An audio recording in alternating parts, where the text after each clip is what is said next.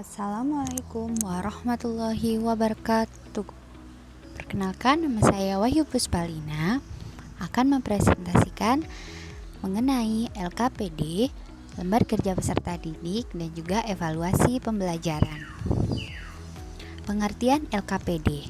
Lembar kerja peserta didik adalah lembaran-lembaran berisi langkah kerja yang harus dikerjakan oleh peserta didik.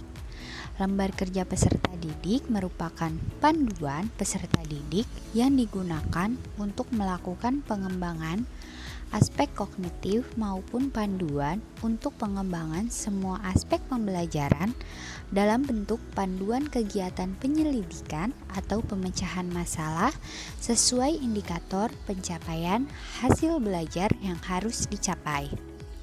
Lembar kerja peserta didik adalah suatu bahan ajar cetak berbentuk lembar kerja berisi konsep materi yang telah dirangkum beserta kegiatan individu dan kelompok yang berkaitan dengan materi untuk menuntut pemahaman peserta didik.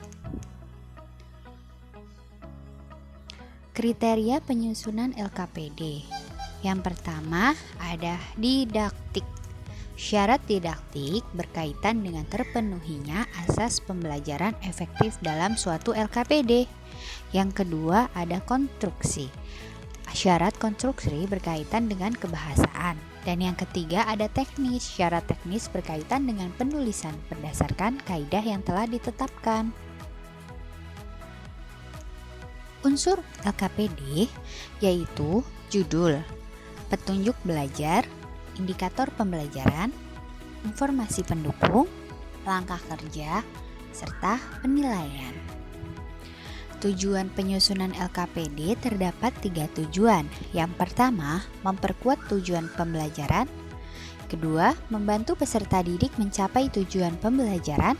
Yang ketiga, menunjang ketercapaian indikator dan kompetensi atau inti dan dasar.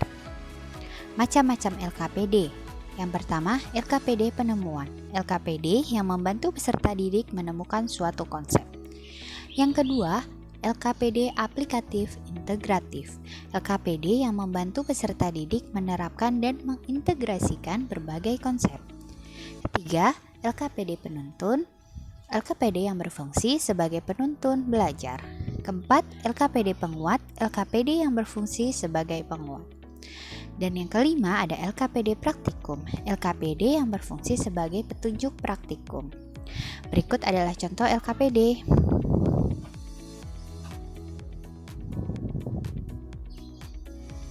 Yang kedua ada evaluasi pembelajaran.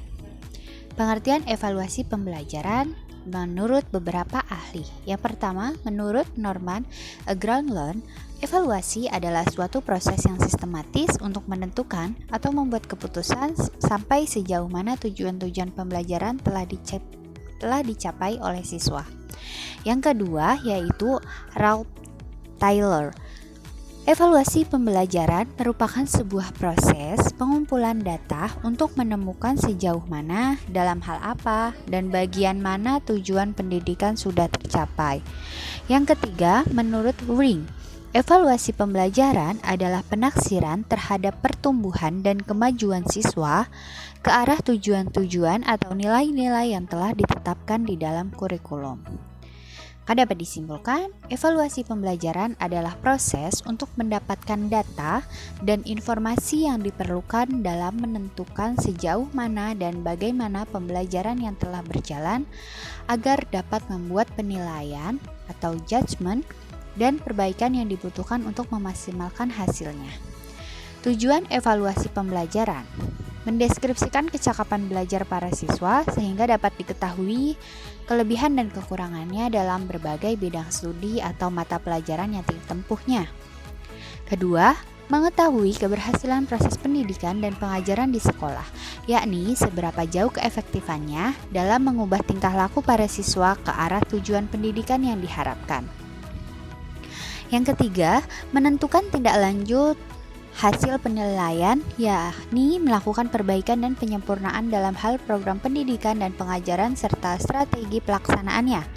Yang keempat, memberikan pertanggungjawaban dari pihak sekolah kepada pihak-pihak yang berkepentingan.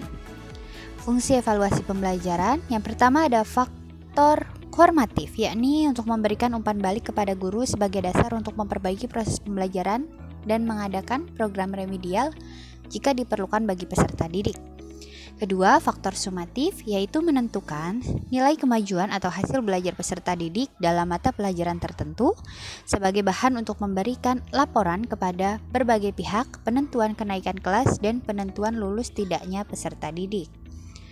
Yang ketiga ada faktor diagnostik, yakni untuk memahami latar belakang meliputi latar psikologi, fisik, lingkungan peserta didik yang mengalami kesulitan belajar, yang hasilnya dapat digunakan sebagai dasar memecahkan kesulitan-kesulitan tersebut.